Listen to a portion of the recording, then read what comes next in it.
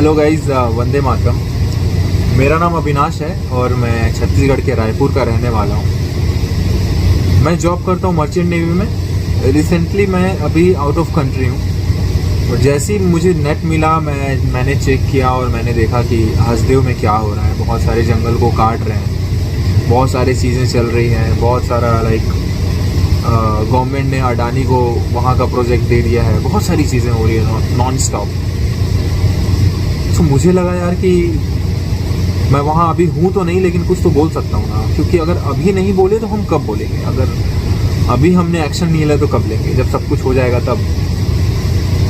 आपको लोग सजेशन दे सकते हैं कि ये करो, ऐसा करो, वैसा करो, ज़्यादा से ज़्यादा, लेकिन अपने लिए लड़ना तो आपको खुद ही पड़ता है ना। आपके लिए कोई लड़ने नहीं आता। और ये हमारा वक्त है, हमें साथ रहने की ज़रूरत है, क्योंकि ऐसे कुछ भी नहीं होगा। अगर आप शांत बैठोगे तो शांति बैठे रह जाओगे, कुछ भी होता नहीं।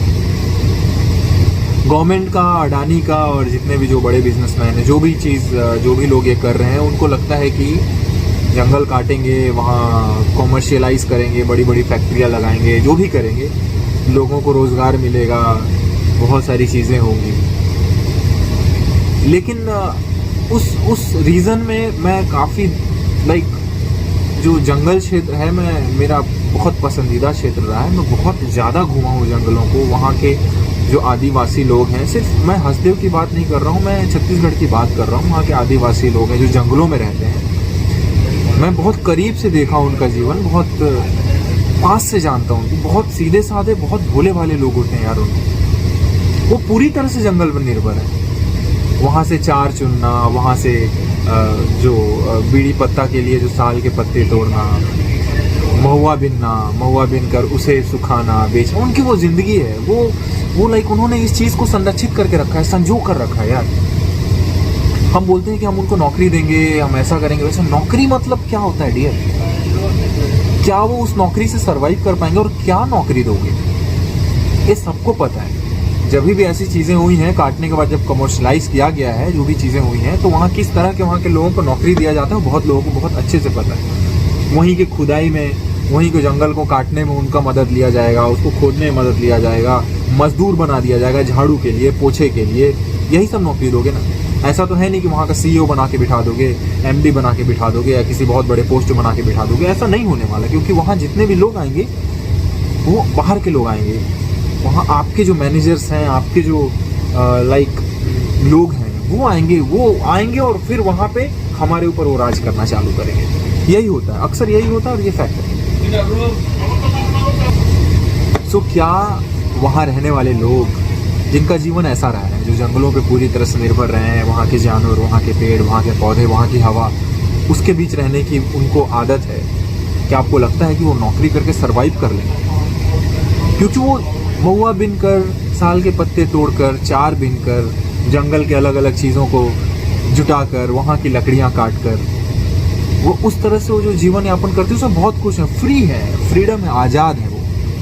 आप नौकरी तो दोगे, लेकिन उनकी आज़ादी आप छीन लोगे।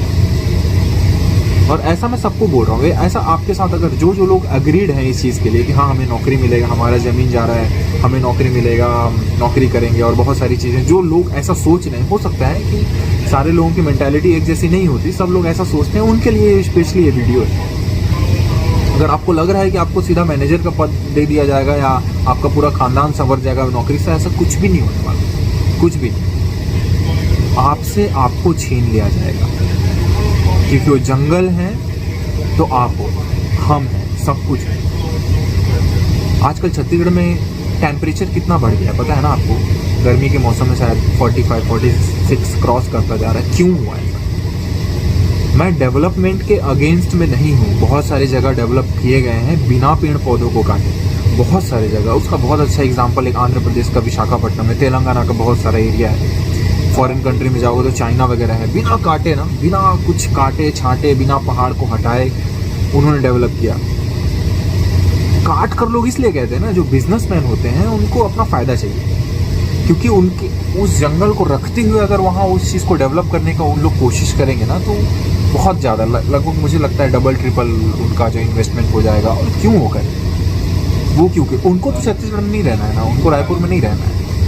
वो तो कहीं और रहेंगे, फॉरेन में रहेंगे या कहीं बड़े जगह बड़े आलीशान बिल्डिंग में प्यूरीफायर लगा के रहेंगे।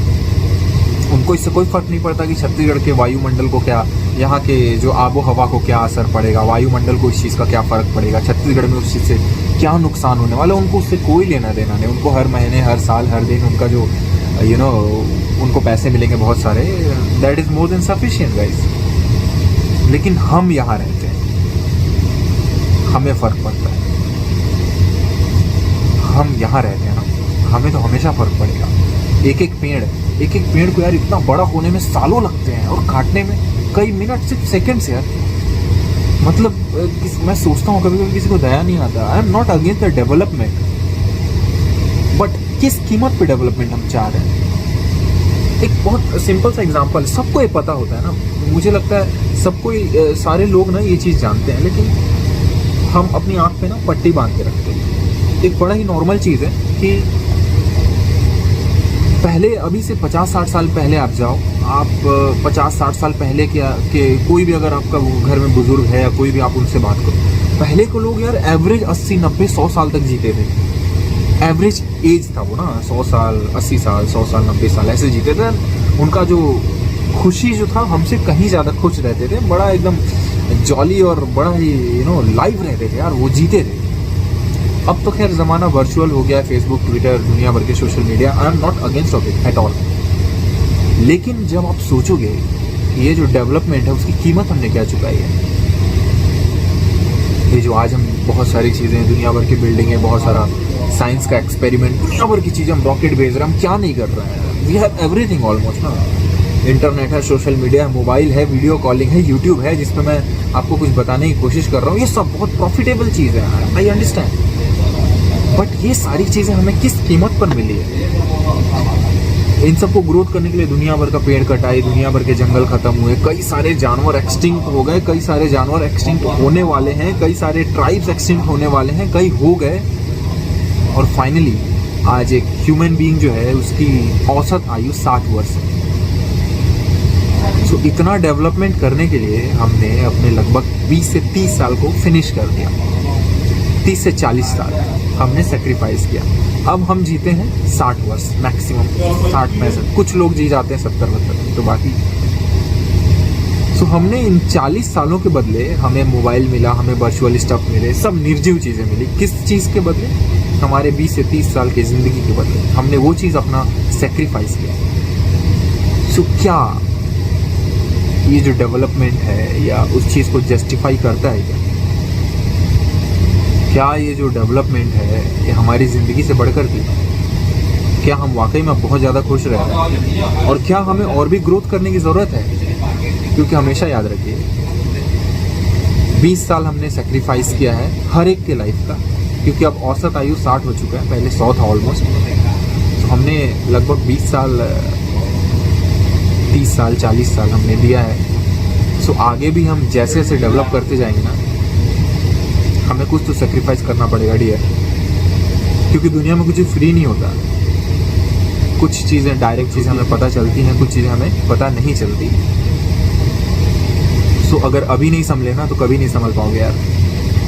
सोचो सोचो, जिस ज़मीन पे आप रह रहे हो, जिस ज़मीन पे आप खेल रहे हो, आपका बचपन बीता, जिस ज़मीन, जिस पेड़, जिस पौधे ने आपको पाल पोस कर बड़ा किया, जिस पौधे को आपने लगाया, आपके दादा परदादा ने लगाया, आज 20-25 साल, 40 साल का हो चुका है, विशाल का है, पौधा बन चुका है, पेड़ बन चुका है।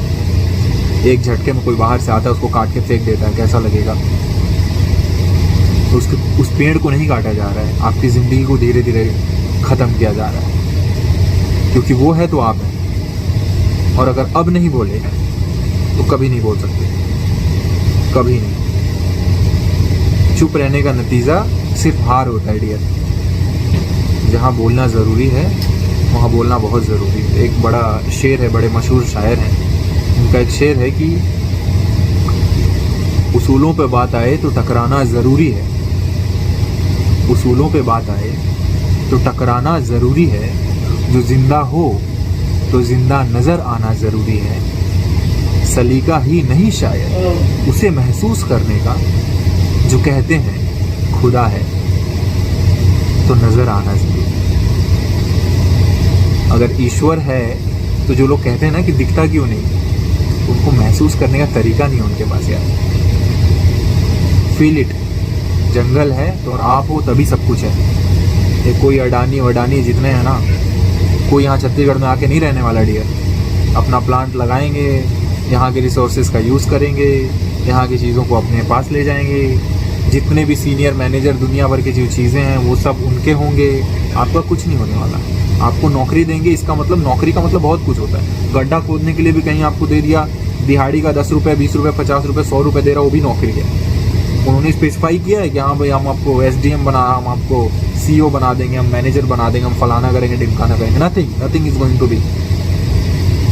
आपको मजदूर बनाया जाएगा, आपकी ज़िंदगी को अपने कंट्रोल में रखा जाएगा, आपको गुलाम बनाया जाएगा और उनके हिसाब से आपको काम करना पड़ेगा।